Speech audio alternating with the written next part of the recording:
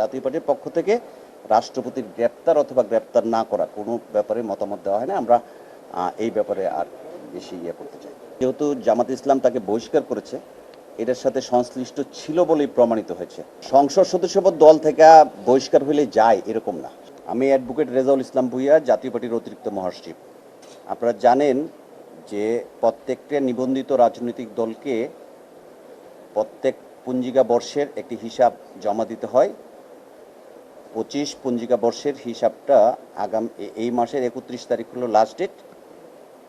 আমরা আজকে আমাদের দলের পক্ষ থেকে এই হিসাবটা জমা দিলাম সচিব বরাবরে, এবং আমি এই মুহূর্তে আপনাদের সাথে আমাদের হিসাবের একটু তথ্য তুলে ধরছি। জাতীয় পার্টি নিবন্ধন 12 বার্ষিক পঞ্জিকা বর্ষের আয় ব্যয়ের হিসাব 31শে ডিসেম্বর 2025 পর্যন্ত।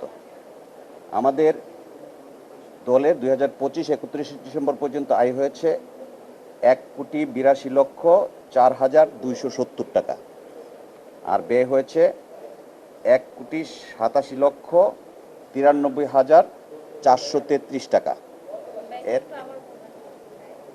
আয় হলো 1,20,04,270,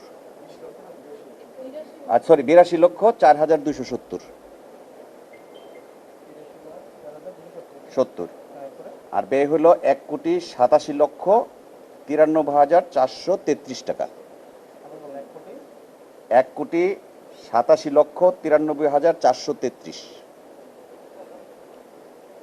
এই ক্ষেত্রে আয় ব্যয়ের পার্থক্য আমাদের যে প্রাম্বিক জের, মানে গত বছর আমাদের ব্যাংকে যে ব্যালেন্স ছিল, এটা ছাড়া শুধু রানিং যে ব্যাপারটা, সেখানে 5,79,163 টাকা আমাদের খরচ বেশি হয়েছে।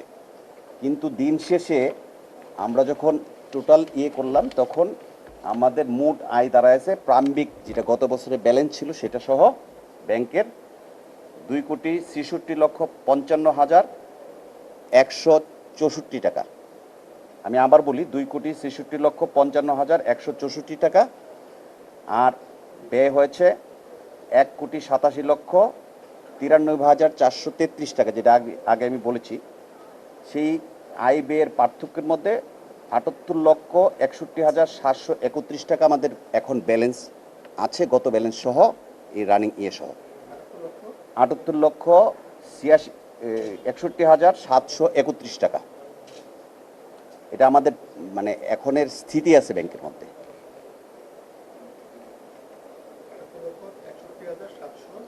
31 টাকা ব্যাংক স্থিতি।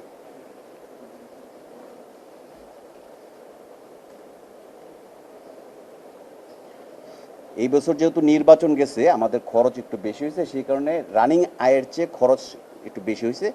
আর কিন্তু গত বছরের ব্যালেন্স আর এই বছরের আয় সহ আমরা 78 লক্ষ টাকা মূলত আমাদের স্থিতি আছে। মূলত তো এবারের যে প্রেক্ষাপট, এটাতে তো স্থানীয় সরকার নির্বাচনে দলগতভাবে অংশগ্রহণের কোনো সুযোগ নেই। এটা ইন্ডিভিজুয়াল, প্রত্যেকে ইন্ডিভিজুয়ালি হবে। তারপরেও বাংলাদেশে রাজনৈতিক দলগুলা সমস্ত নির্বাচনের বাইরে থাকে এরকম না, সমর্থনের ব্যাপার থাকে। আনুষ্ঠানিকভাবে গত বছর যেরকম আমরা স্থানীয় সরকার নির্বাচনে মনোনয়ন দিয়েছিলাম, প্রার্থী সিলেকশন করেছিলাম, ভোট করেছিলাম, এগুলো হয়তো বা করার কোনো সুযোগ নাই আইনগতভাবে, কিন্তু আমাদের প্রার্থীরা যার যার মতোভাবে নির্বাচনে অংশগ্রহণ করবে, সেক্ষেত্রে জাতীয় পার্টির সমর্থন থাকবে।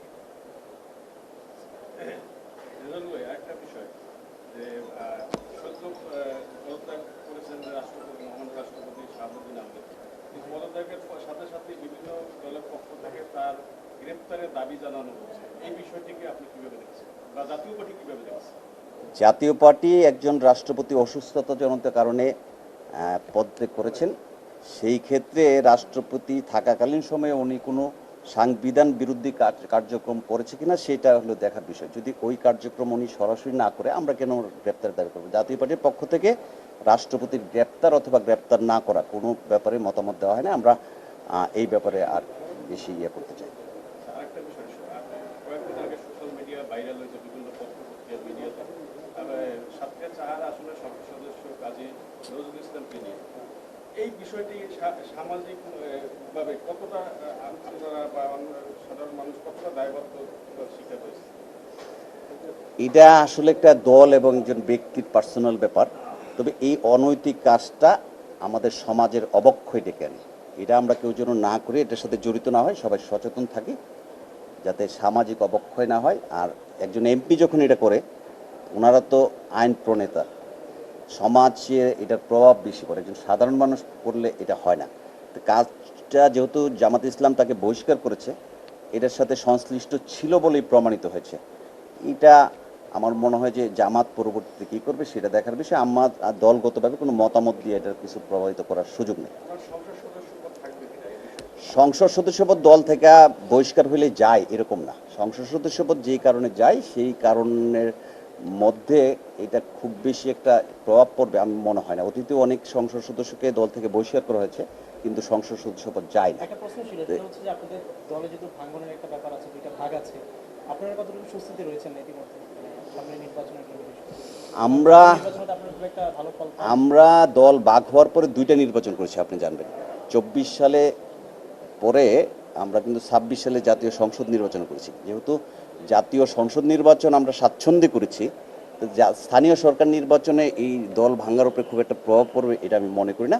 আর ইতিমধ্যে আপনারা দেখেছেন, ইতিমধ্যে আপনি দেখেছেন যে এই যে যারা দল ভেঙেছিল তাদের অধিকাংশ কিন্তু আবার জি এম কাদেরের নেতৃত্বে 12 নিবন্ধন জাতীয় পার্টিতে ফিরে এসছে। আগামী নির্বাচনে আমরা সারা দেশে ভালো করব বলে আমরা বিশ্বাস করি এবং কিছু অঞ্চলভেদে আমাদের প্রার্থীরা খুব ভালো রেজাল্ট করবে এই প্রত্যাশা করি আমরা দলগতভাবে, এবং এই ভাঙনের প্রভাব তৃণমূলে নাই। আরেকটা বিষয়, ধন্যবাদ।